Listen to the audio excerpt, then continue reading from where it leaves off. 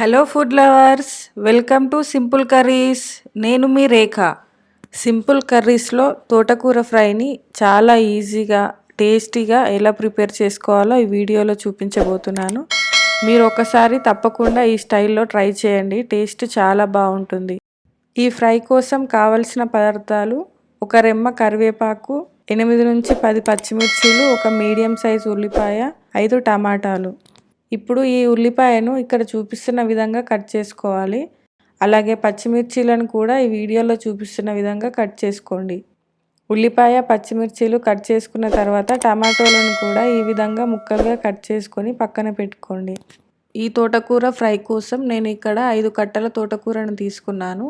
ఈ తోటకూరను వాటర్లో 3 నుంచి 4 సార్లు కడుక్కోవాలి. స్టవ్ పై ఒక ప్యాన్ పెట్టుకున్న తర్వాత 2 టేబుల్ స్పూన్స్ వరకు ఆయిల్ వేసుకోండి. ఈ ఆయిల్ హీట్ అయిన తర్వాత 1/2 టీ స్పూన్ జీలకర్ర వేసుకోండి. జీలకర్ర వేగిన తర్వాత 1/2 టీ స్పూన్ మినపప్పు, 1/2 టీ స్పూన్ శనగపప్పు వేసుకోండి. అలాగే దీంట్లోకి ఒక రెమ్మ కరివేపాకు కూడా వేసుకోండి. కరివేపాకు వేసుకున్న తర్వాత ఒకసారి బాగా కలుపుకోవాలి. ఈ పప్పులు, కరివేపాకు ఇవన్నీ వేగిన తర్వాత మనం ముందుగా కట్ చేసుకొని పెట్టుకున్న పచ్చిమిర్చీలు, ఉల్లిపాయ ముక్కల్ని వేసుకోవాలి.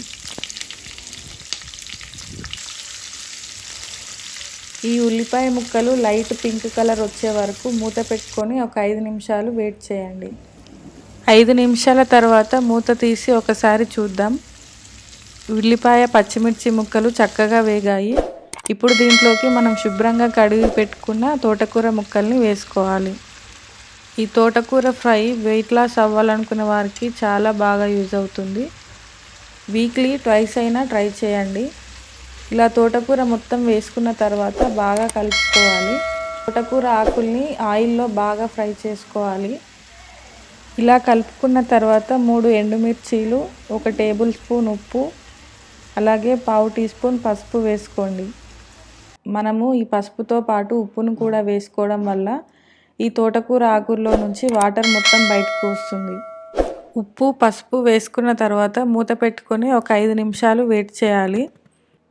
5 నిమిషాల తర్వాత మూత తీస్తే తోటకూరలో నుంచి ఈ విధంగా వాటర్ మొత్తం బయటికి వస్తుంది. మరొక 2 నిమిషాలు ఈ విధంగా కలుపుతూనే ఉండాలి.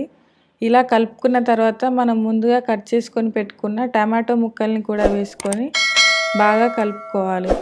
ఇలా కలుపుకున్న తర్వాత ఈ టమాటో ముక్కలు మెత్తగా మగ్గే వరకు ఉడకబెట్టుకోవాలి. ఇక్కడ చూడండి, టమాటో ముక్కలు మెత్తగా మగ్గాయి. నాకైతే 7 నుంచి 8 నిమిషాల వరకు టైం పట్టింది. ఇలా టమాటో ముక్కలు మెత్తగా మగ్గిన తర్వాత 1/2 టీ స్పూన్ కారం వేసుకోండి. ఇక్కడ మీరు కారం వద్దనుకున్నా స్కిప్ చేసుకోవచ్చు.